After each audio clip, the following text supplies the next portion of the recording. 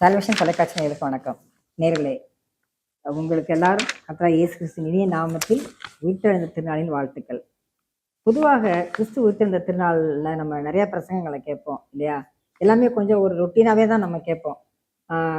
தாம் சொன்னபடி அவர் உயிர்த்தெழுந்தார் அப்படின்ற வசனத்தின் அடிப்படையில் நிறைய பிரசங்கங்கள் கேட்போம். ஒரு சில சமயங்களில் நம்ம பேதுருவினிடத்தில் ஆண்டவர் என்னிடத்தில் நீ அன்பா இருக்கிறாயா அப்படின்னு கேட்டாலும் நம்ம வந்து கேட்டிருக்கோம். ஆனால் கர்த்தராகிய இயேசு கிறிஸ்துவானவர் உயிர்த்தெழுந்ததற்கு பிறகு நிறைய சம்பவங்கள் நடந்திருக்கின்றன. அந்த சம்பவங்களை பற்றியெல்லாம் நம்ம இன்னைக்கு பார்க்க போறோம். நமது சிறப்பு நிகழ்ச்சிக்காக நம்மோடு இணைந்திருப்பவர் கோவை சேர்ந்த ஊழியக்காரர் திரு வெங்கடேசன். வாங்க நம்ம நிகழ்ச்சிக்கு போகலாம். தோத்துறாங்க. பொதுவாக நம்மளுடைய நம்பிக்கைக்கும் மற்ற அவர்களுடைய நம்பிக்கைக்குள்ள பெரிய வித்தியாசமே வந்து கர்த்தராகிய இயேசு கிறிஸ்துவானவர் இந்த உலகத்துல மனுக்குலத்துல பிறந்து அப்புறம் நமக்காக பாடுபட்டு மரித்தார். ஆனால் மரிச்சு அப்படி பூமிக்குள்ள இருக்கல, அவர் வந்து உயிர்த்தெழுந்தார் அவர். அதனால அதை பற்றிய விஷயங்களை தான் நம்ம வந்து சிந்திக்கிறோம். ஆனால் வந்து நாங்கள் சின்ன பிள்ளைங்க நம்ம நிறைய பிரசங்கங்களை கேட்டிருப்போம். ஆண்டவர் உயிர்த்தெழுந்த நாளுக்கு அப்புறம் நிறைய அவர் அற்புதங்கள் மாதிரி நமக்கு செஞ்சிருக்காங்க.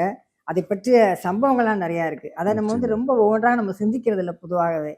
ஆனால் இந்த கர்த்தர் உயிர்த்தெழுந்த திருநாள் இந்த சிறப்பு நிகழ்ச்சியில் அதை பற்றி கொஞ்சம் நம்ம பேசலாம் அப்படின்னு நிச்சயமா சிஸ்டர். அதாவது உயிர்த்தெழுதல் அப்படிங்கிறது வந்து ஒரு மிக அற்புதமான ஒரு விஷயம். என்ன அப்படின்னா, கிறிஸ்தவம் அப்படிங்கிறது இயேசுவினுடைய சிலுவை மரணத்திலும் அவருடைய உயிர்த்தெழுதலிலும் அடங்கியிருக்கக்கூடிய ஒரு அற்புதமான ஒரு நம்பிக்கை. எல்லா மார்க்கங்களுக்கும் வந்து ஒவ்வொரு பேஸ் நம்பிக்கை இருக்கும். ஒவ்வொரு மார்க்கமும் அதுக்கான அடிப்படை நம்பிக்கை ஒன்று வச்சிருக்கும்.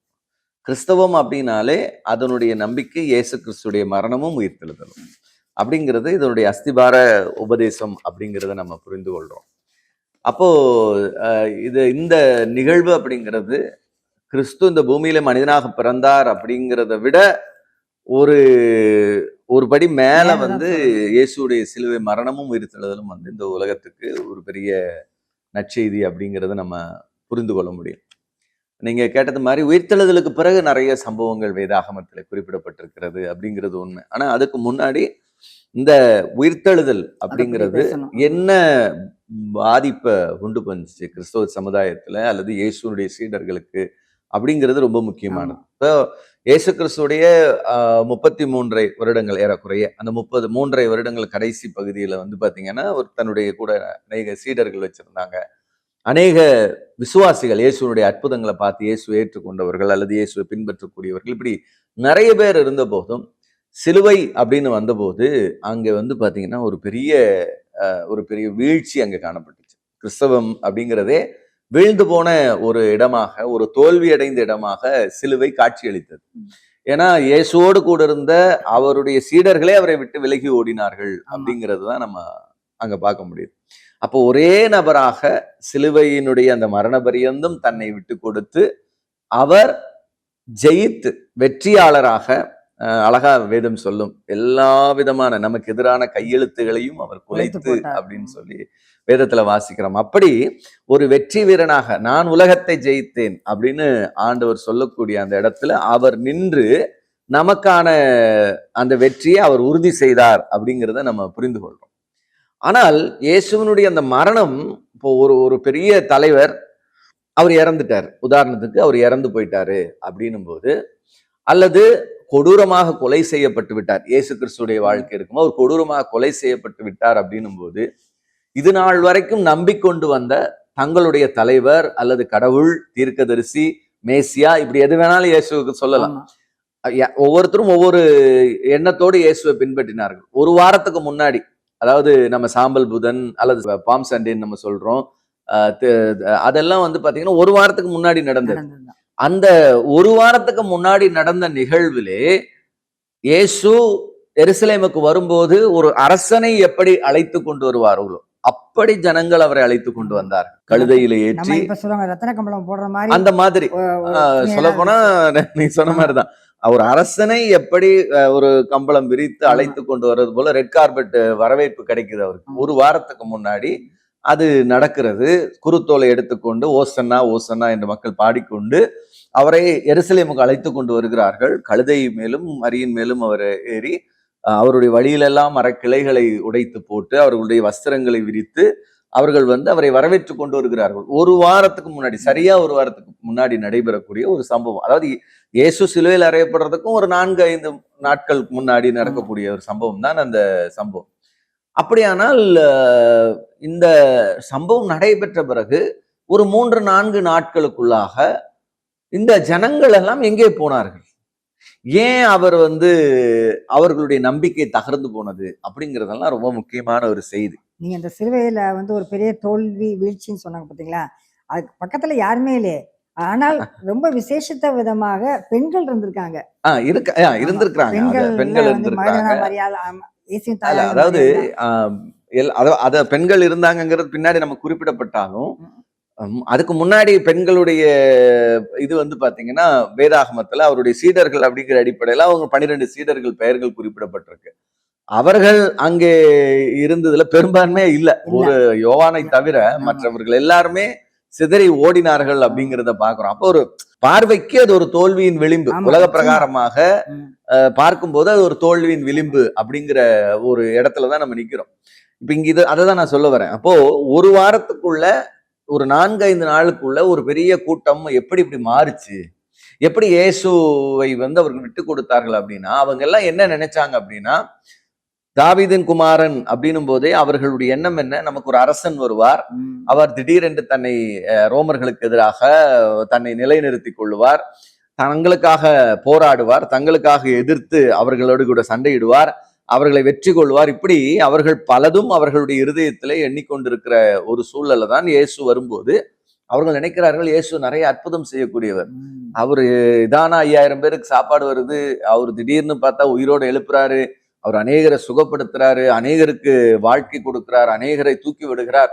அப்ப இவரால செய்ய முடியாது எதுவும் இல்லை அப்படிங்கிற ஒரு எண்ணத்துக்குள்ள மக்கள் வர்றாங்க.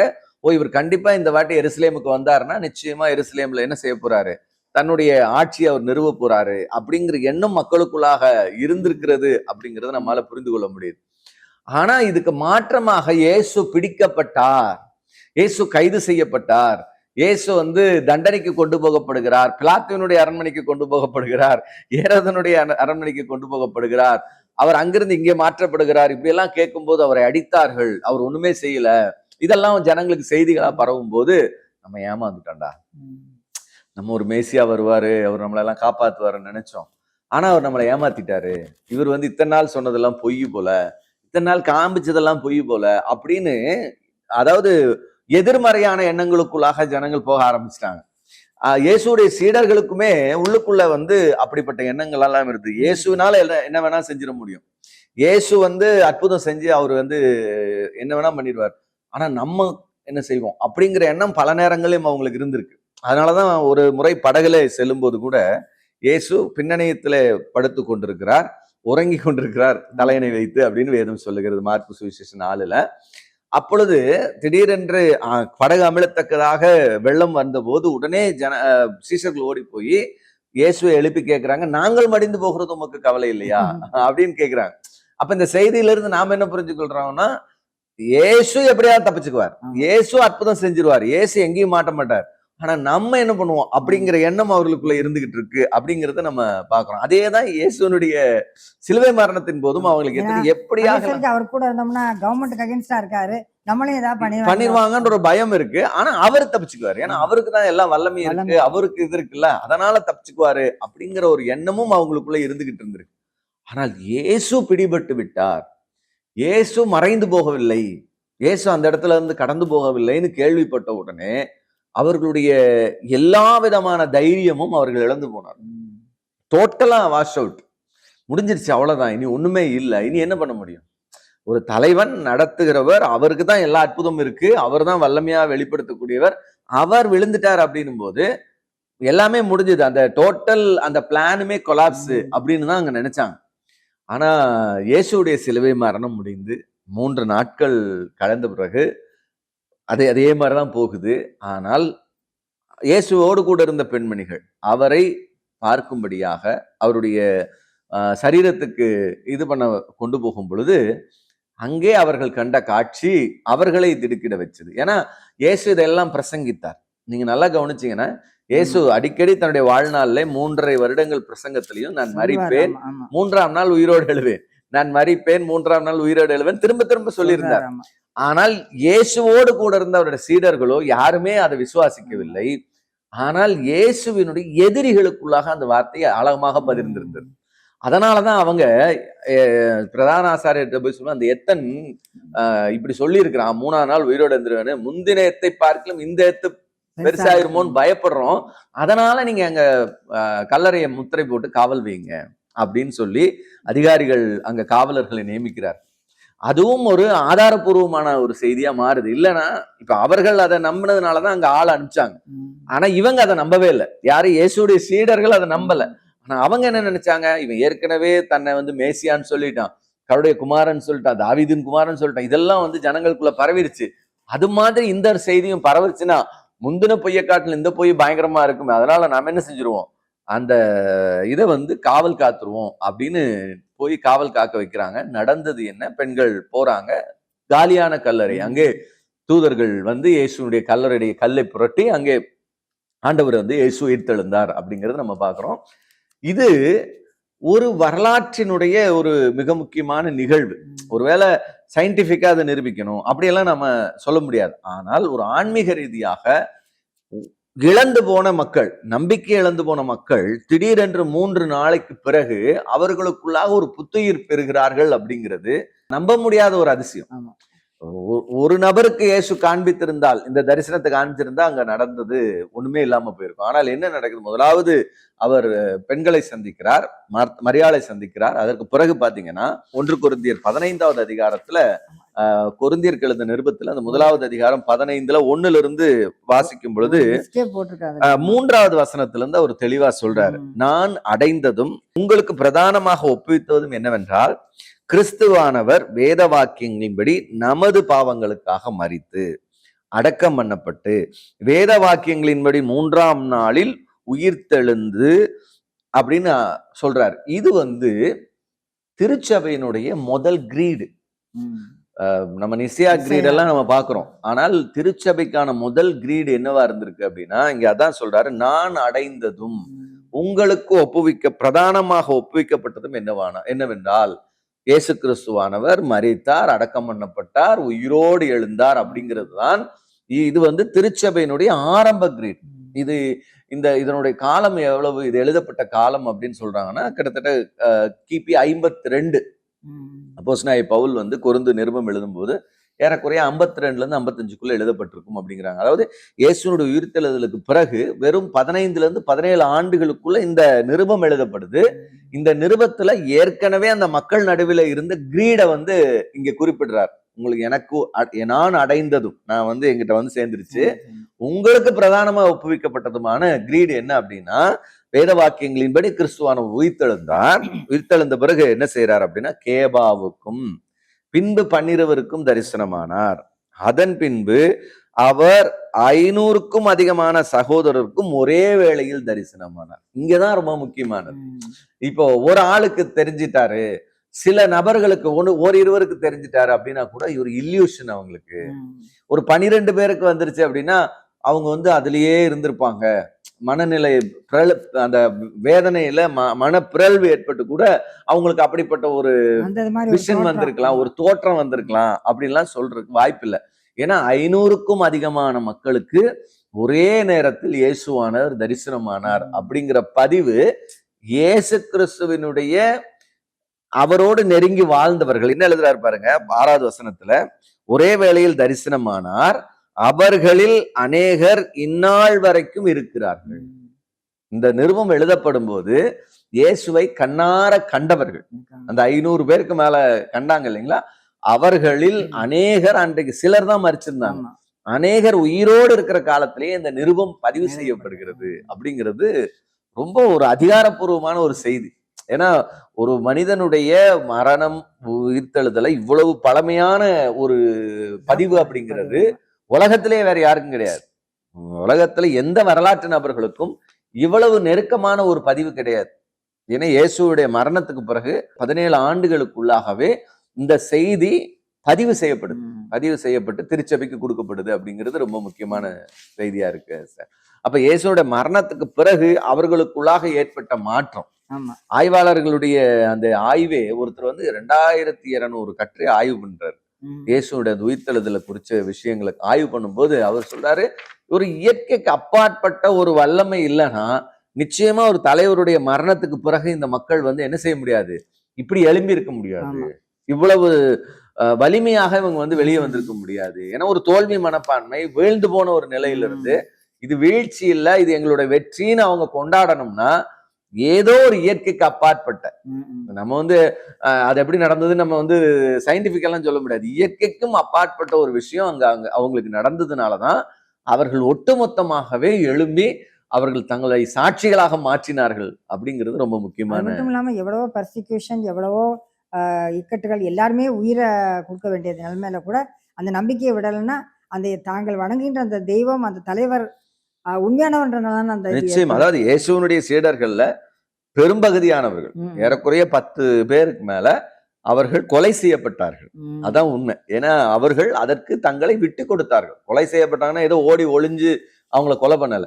அவர்கள் தைரியமாக தங்களுடைய விசுவாசத்திற்காகவே அவர்கள் தங்களை விட்டு கொடுத்திருந்தார்கள். அப்ப இயேசுனுடைய உயிர்த்தெழுதல் அப்படிங்கிறது அந்த, அதுவும் இல்லாம அந்த 120 பேர் கூடின மேல் வீட்டு அறையில, அது ரொம்ப முக்கியமான. அப்போஸ்தலர் 2ஆம் அதிகாரத்துல நம்ம அதை வாசிக்கிறோம். பரிசுத்த ஆவியானுடைய அந்த வல்லமை அவர்கள் மேல இறங்கும் போது இயேசு வாக்கு பண்ணினார், பரிசுத்த ஆவியாகிய தேற்றவாளன் உங்களிடத்துல வரும்போது அவர் உங்களை சகல சத்தியத்துக்குள்ளும் உங்களை நடத்துவார், உங்களை பலப்படுத்துவார், உங்களை எல்லா விதத்திலையும் அவர் கொண்டு போய் நிறுத்துவார் அப்படின்னு சொன்னார். அந்த வாக்கு தத்தத்தின் நிறைவேறுதல அப்போஸ்தலர் 2ல நம்ம பாக்குறோம். 120 பேர் மேல் வீட்டறையில கூடியிருந்தாங்க. இயேசுவினுடைய தாயாகிய மரியாளும் அங்கிருந்தார் அப்படிங்கிறது ரொம்ப முக்கியம். அங்கே ஏற்பட்ட ஒரு மிகப்பெரிய அசைவு, அங்கே இறங்கின ஒரு ஆன்மீக வல்லமையினுடைய பலன் வந்து அவர்களை இன்றைக்கு 2000 ஆண்டுகள் இந்த திருச்சபையானது உயிரோடு கொண்டு செல்வதற்கு வலிமை மிக்கனான ஒரு வல்லமையாக அங்கே இறங்கினது அப்படிங்கிறது ரொம்ப முக்கியமான ஒரு செய்தியா இருக்கு சிஸ்டர். அதனால ஒரு அற்புதமான ஒரு வாய்ப்பு. இயேசுடைய அந்த மரணம் உயிர்த்தெழுதலுக்கு பிறகு திருச்சபைக்குள்ளாக ஏற்பட்ட ஒரு மாற்றம் அப்படிங்கிறது ஒரு மிகப்பெரிய மாற்றம், ஒரு வலிமையான மாற்றம். அது அநேகரை உயிர் பெறச் செய்தது. ஏன்னா தோல்வி மனப்பான்மையிலிருந்து இல்ல, இயேசு இந்த உலகத்துல ஏதோ ஒரு சாதாரண அரசனாக வருவதற்காக வந்தவர் அல்ல, ஏதோ ஒரு சாதாரண மெஸ்ஸியாவாக மட்டுமே இல்ல, அவர் உலகத்தினுடைய மீட்பர், அவர் உலகத்தினுடைய இரட்சகர், மனுகுலத்தினுடைய இரட்சகர். அவர் பாவத்திலிருந்தும் சாபத்திலிருந்து நம்மை மீட்டு நித்திய ஜீவனை நமக்கு கொடுப்பதற்காகத்தான் இந்த பூமிக்கு மனிதனாக வந்தார். ஏதோ இந்த உலகத்துல சாப்பாடு கொடுக்கிறது, வியாதியஸ்தல சுகப்படுத்துறது, இது மட்டுமே அவருடைய நோக்கம் அல்ல. இது இது அது அவர் தன்னை வெளிப்படுத்துவதற்காக சில அற்புதங்களை அவர் செய்கிறாரே ஒழிய அதுதான் அவருடைய நோக்கம் அப்படிங்கிறது அல்ல. அவருடைய நோக்கம் நம்மை நித்திய ஜீவனுக்கு ஏதுவாக கொண்டு போகுது. ஜீவகாலமெல்லாம் மரண பயத்திலே அடிமைப்பட்டு கிடந்தவர்களை விடுவித்து மரணத்தின் அதிகாரியாகிய பிசாசானது தம்முடைய மரணத்தின் மூலமாக ஜெயித்தார் அப்படின்னு வேத வசனம் சொல்லுது. அப்போ நித்திய வாழ்வு, நிறைவாழ்வு பெற்றுக்கொள்வதற்காக, நித்திய ஜீவனை பெற்றுக்கொள்வதற்காக நமக்கு ஒரு புது வாழ்வை அவர் கொடுத்திருக்கிறார். இப்ப மரணத்தை கண்டு மரணமே உன் கூறு எங்கே, பாதாளமே உன் ஜெயம் எங்கேன்னு கேட்கிறோம். ஏன்னா நமக்கு மரணம் அப்படிங்கிறது ஒரு நித்தியமானதல்ல. ஏன்னா நம்ம அங்கிருந்து விடுதலை பெறுகிறோம். நமக்கு இயேசுனுடைய மரணத்தின் மூலமாக ஒரு நித்திய விடுதலை இருக்கிறது, நித்திய மீட்பு இருக்கிறது, நித்திய வாழ்வு இருக்கிறது அப்படிங்கிற ஒரு பெரிய நம்பிக்கைய இயேசுனுடைய உயிர்த்தெழுதல் நமக்கு கொடுக்கிறது. சாபத்திலும் பாவத்திலும் இன்னைக்கு மரித்து கிடக்கிற எத்தனையோ கோடிக்கணக்கான மக்களுக்கு, ஐயோ நான் எப்படி விடுதலை ஆவேன், நான் என்ன கிரியை செய்து விடுதலை ஆவது, என்னுடைய சரீரத்தையே நான் எரிக்க ஒப்பு கொடுத்தாலும் என்னுடைய ஆன்மாவை நான் மீட்புக்கு கொண்டு போயிட முடியுமா? நான் எவ்வளவு சேவை செய்து விட்டாலும் மனநிறைவு அடைந்து விட முடியுமா? ஒருவேளை நீ இந்த தப்பெல்லாம் செஞ்சு இவ்வளவு நல்லது செய்ய, எவ்வளவு தப்பு செஞ்சதுக்கு எவ்வளவு நல்லது செய்யணும் தெரியாது. இல்ல நான் மரிச்சதுக்கு அப்புறம் எத்தனையோ முறை பிறந்துகிட்டே இருப்பேன், வேற வேற ஜீவனா இந்த உலகத்துல பிறந்துட்டு இருப்பேன். அப்ப நான் மறுபடியும் பிறந்து இந்த உலகத்துல மறுபடியும் வந்தா நான் முந்தின ஜென்மத்துல நான் என்ன செய்தேன், இப்பொழுது என்ன செய்யக்கூடாது என்பதற்கு எனக்கு என்ன அறிவுரை இருக்கிறது, என்ன கைடன்ஸ் இருக்கிறது? அல்லது நான் நித்தியத்தை பெற்றுக்கொள்வதற்கு எனக்கு யார் உதவி செய்யக்கூடும்? அப்ப நான் எங்க போகிறது, எங்க என்னுடைய பாவத்தை கழுவிக் கொள்வது, எந்த இதுல போய் குளிக்கிறது, அப்படி எங்க போய் நான் கழுவணும்? என் பாவத்தை கழுவுனா நான் நித்தியத்துக்கு போக முடியும், நான் மோட்சத்துக்கு போக முடியும், நான் சொர்க்கத்துக்கு போக முடியும். இப்படி பல்வேறு விதமான கேள்விகளுக்கு ஒரு பெரிய பதில் இயேசுவினுடைய உயிர்த்தெழுதல்.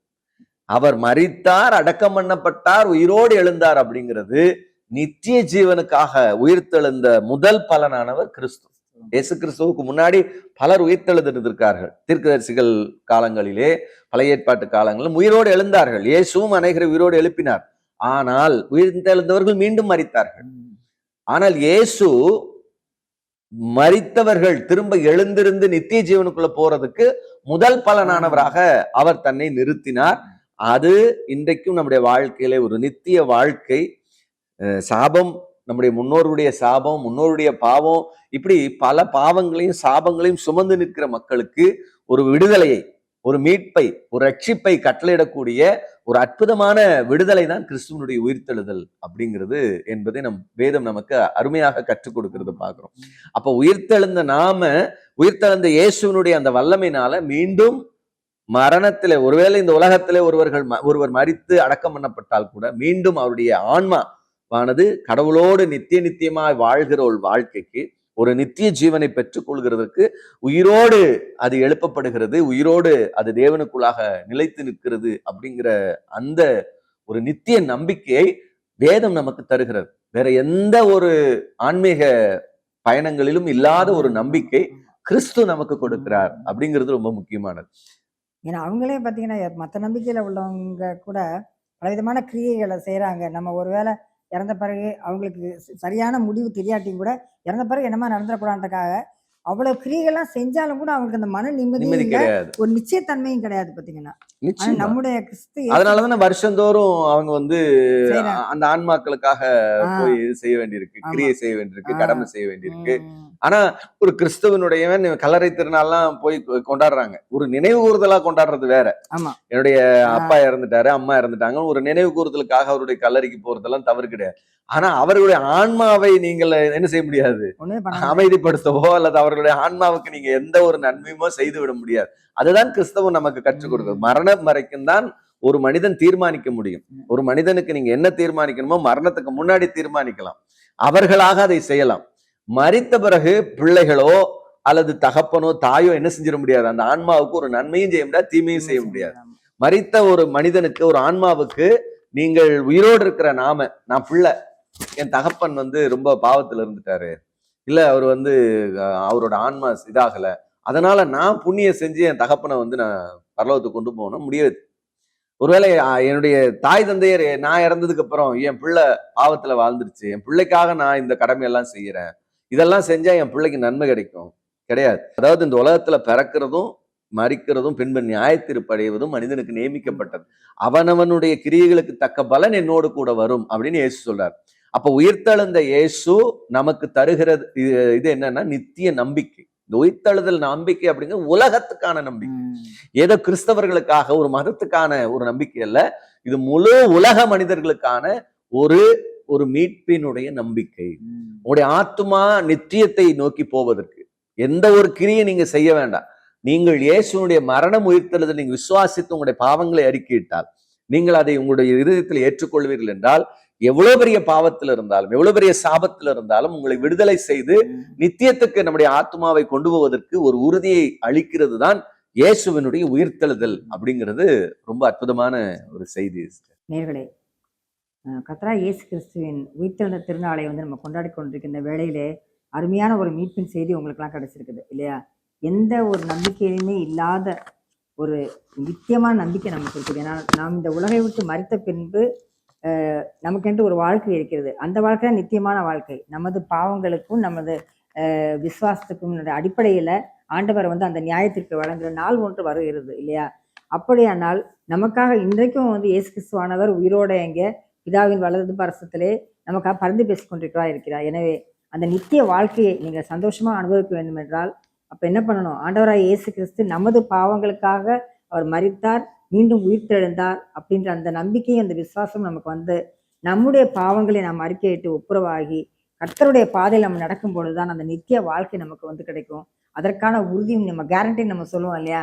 அந்த கேரண்டி இந்த கிறிஸ்தவத்தில் தான் இருக்கிறது. கர்த்தராகிய இயேசு கிறிஸ்துவை பின்பற்றுவதற்கு தான் இந்த கேரண்டி இருக்கிறது. எனவே நாம் இன்றைக்கு கூட நீங்கள் இன்னும் லேட் ஆகலை, ஆண்டவராகிய இயேசு கிறிஸ்துவை முழு மனதோடு விசுவாசத்தவரை பின்பற்ற வேண்டும் என்று இந்த செய்தியானது நமக்கு எடுத்துரைக்கிறது. மீண்டும் உங்கள் அனைவருக்கும் கர்த்தராகிய இயேசு கிறிஸ்துவின் உயிர்த்தெழுந்த திருநாளின் வாழ்த்துக்கள். நன்றி, வணக்கம்.